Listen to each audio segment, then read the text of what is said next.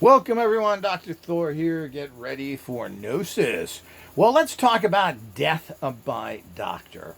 Now, this happens a lot, and I've talked in some of my other um, podcasts. Pod. What a terrible term. Um, about this and the fact of how criminal and how evil doctors are. And like everything else, people always, oh, every one of them is bad doctors. Well, of course not. There's a few doctors that can actually walk and chew gum at the same time. So the whole idea is, of course, there's always a few, but they tend to be very, very weak, and it's going to be difficult to ever find a doctor with any kind of credibility. The problem is doctors, because of their vulnerability and their general situation, are the number one criminals in this country from normal society. They murder people, they're bought off, organized crime uses them because they can victimize them easily. That's the reality to it. And just because they make good money, they want to keep making good money, and they are harassed and forced to do anything. Of course, like most people, they are cowards to the highest degree. So, but let's talk about Dolph Lundgren. Now, this is the movie star. I think his fame is from doing I forget which Rocky movie. This was the big, I think, he plays a Russian for some reason. This is the big guy that Rocky fought against. And he is a big guy. I think he's 6'4", 6'6". He's a big guy. I believe he's Swedish. Claims to have a very high intelligence factor. He was some sort of bioengineer. So he's got some sort of, claims to have some very high degree in a scientific area of education. Now, these aren't people that have political science degrees. So he's a big bioengineering guy, supposedly, and went to school there and so forth. And of course, who wants to do that for life? You want to sit in a lab and look at test tubes? Oh, look at here. Look at here. Huh? Yes, Win. It's nice, Win. Let's go get drunk again and fall in the fjord. So the whole idea, you don't want to do that. So he, like a lot of other people that have the luxury of that, hey, look, if I fail, I got this big degree, I just go back and get a crap job.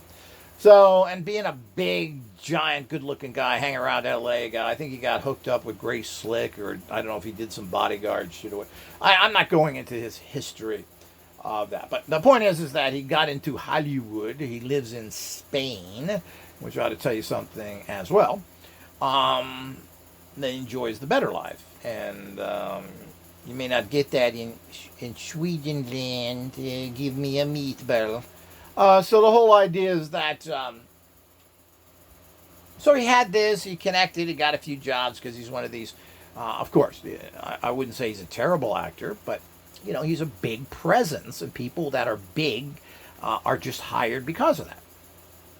So I think he's an adequate actor. I've enjoyed his, action movies are action men. He did Universal Soldier with Van Damme. That Bill man. So the whole idea is that he was known for that. I think he did a few others. He did a lot of B movies, and this is how he makes his money, and so forth. And he's getting up there a little bit now. So I think everybody knows who he is. You don't know who Dolph Lundgren, very typical Swedish name. Like Smith in America, you can look him up, and then if you see his face, you will identify him initially. So he's this big action star. He lucked out in Hollywood with a few connections he made, etc., etc. So here he is. Now, the one thing with actors is that because of the cost of a film, they want to make sure that you survive and that you don't spend 2 months making a film for $30 million and you then have cancer and die, and that film is unusable. So the actors have to get physicals, they have to be insured, etc. That's all part of it. How Tom Cruise gets it so he can jump out of airplanes, I don't know, but he must pay a fortune for the insurance. But the whole idea is that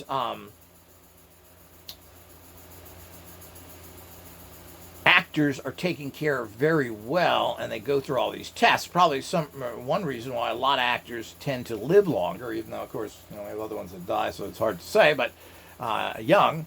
But the whole idea is they do have this, and they're taken care of, and they're babied, and they get all the medical care that a lot of other people can't get. The Screen Actors Guild, I believe, has excellent medical care as long as you're working. If you don't work for a year or so, you lose your benefits. Sharon Doherty found that out. And of course, why somebody wouldn't give her a job so she could keep her medical. That's Hollywood. They're too busy raising money for the poor people that kind of live on the street underneath them. So I used to find that interesting driving down Hollywood Boulevard. You look up and see mansions, and then right next to you on the street are the puke, the vomit, the whores. Well, they're such good liberals, them Hollywood people. So the whole idea is that we have all these problems out there. So here's what happened to him. So he was doing a movie, and I believe in a place where they do film a lot of movies now, in Atlanta, Georgia, another capital of corruption. No, it was before, I think it was before that. He was in it was in Hollywood. He went to Senior Sinai, which is the big medical hospital that all the rich people go to. It's near Beverly Hills in Los Angeles. And he was diagnosed with his body being filled with different cancers that apparently had spread. So it was all over his body to some degree, apparently. And you can go online, punch that into YouTube, and you can find his story from the horse's mouth, or the Fjord Man. So you can get the full story directly. I don't think the details matter, because if I say it, nobody really cares anyway. But if you want to listen to that in a fairly short interviews he has, you can find on YouTube. But Cedar Sinai's find this, and then apparently, and there's a couple of weird things here, which always is interesting when you listen carefully. Now, you don't, because you're not a professional researcher. But he went there, and they found out they had these cancers. And, of course, here's a guy who's in biology of some sort, biomedicine, whatever it was, or bio-studying, that he has a master's degree in. And they gave him this word, and they at Cedar Sinai, and then he takes that and says, okay, let me go get meatballs Kia around the corner. And he doesn't hear back from them. And he didn't follow up. He didn't get a second opinion. He's got all this money, or at least enough of it. He appears, I'm not sure how intelligent he is or not. After all, he is a Swede. And secondly, the fact is that just because you have a high degree doesn't make you intelligent. I consider a very highly educated people to be some of the stupidest, because they don't know what to do. How do you turn my sink on? So I had generals I had to instruct on how to use security panels in their houses, because they couldn't figure out how to use the security button panels and punch in. Generals. And I believe he was in charge of nuclear weapons. So all the stuff that goes on that way is part of the reality of what's going on. So he just forgot about it. He did another movie, and this is where he was in Atlanta, I think, and had to go for a medical review, and ran into the problems there. And somebody recommended a doctor to him to go to. I'm not sure where she was or anything else. You can get the details of this online if you really want. But I believe she's some sort of Greek doctor that was in that area, a female doctor. He went to her, and they said, well, she said, well, this is obviously not good, but if you have this type of cancer, and there are some things that seem to be, as much as there doesn't seem to be very many breakthroughs in cancer, and the death rate has skyrocketed, certain things like leukemia seems to be. People have leukemia, blood cancer apparently, and they live 30, 40 years. They live pretty much a natural life. Because there's some new drug for that apparently. Now, I don't know what kind of cancer he has, but apparently they tested him and found out that you have the good cancer. Ooh, makes me hard. So the whole idea is that she said, well, this medication handles this kind of cancer amazingly well. Which is another thing to keep, because, it's always easy to say that there is no treatment for cancer. Apparently, some cancers, there are some amazing drugs for it. Now, I'm not sure what type it is or the drug, but if you're a person who has that problem, go do it. I'm not a doctor. Go listen to this, find out what it is, pay attention, and then talk to your oncologist and find out what is happening. So she said, well, you're lucky, because we have this drug for this. He took this drug, and he was virtually at death's door now. Okay? So if he didn't get this drug, he probably would have been dead in a few months. Or what I call death by doctor. Death by doctor from Cedar Sinai, one of the finest medical institutions on the planet, supposedly. This is where all the movie stars go. Of course, they live near there, but this is the place everybody goes. I'm sure it's expensive, etc., etc. But he took this medication, and it did miracles. So he's virtually, from what I can understand from these recent interviews, cancer-free instead of being dead by doctor. Another thing we can check in there. Corrupt, bought off, working for organized crime, no credibility, make money through your death, murdering people. These are all the things that doctors do on a daily basis. Nice people, aren't they? Now we can say just plain medical neglect. Now, an organization like this should be, and this is why doctors are sued so much, and everybody thinks people are just trying to get money. This is, as far as I'm personally concerned, this is medical malpractice. The other thing is, why didn't he go and get a second opinion and trace this down? His life is on the line. He kind of couldn't deal with it. Mr. Tough 6'6" monkey man from the Fjord land, couldn't get it. So the whole idea, instead of looking around for doctors and alternative treatments and everything else, which obviously he's, as he said, you're not going to be saved because you have money, people. You're going to be saved because you have a brain. Now, who recommended this doctor? How it happened to him? The energetic fields around him, which he's had all his life, they're very positive. His life has been super easy. He's been super successful.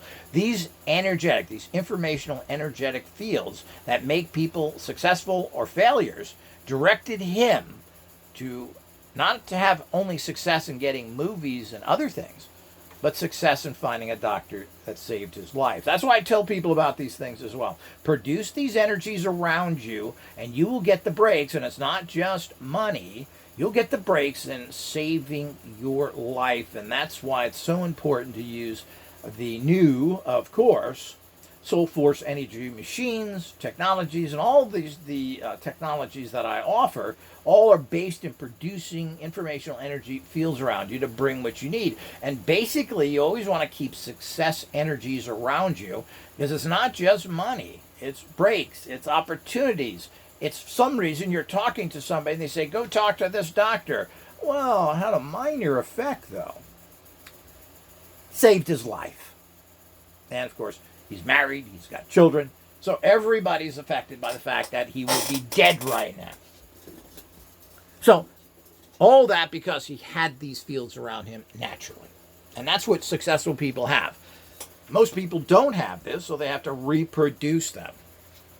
But as usual, people, if you think that the actual doctors are there to help you, that they give a damn, that they don't care, they'll kill you on the operating table as they do every day. And probably around the world, but particularly in America. They will murder people.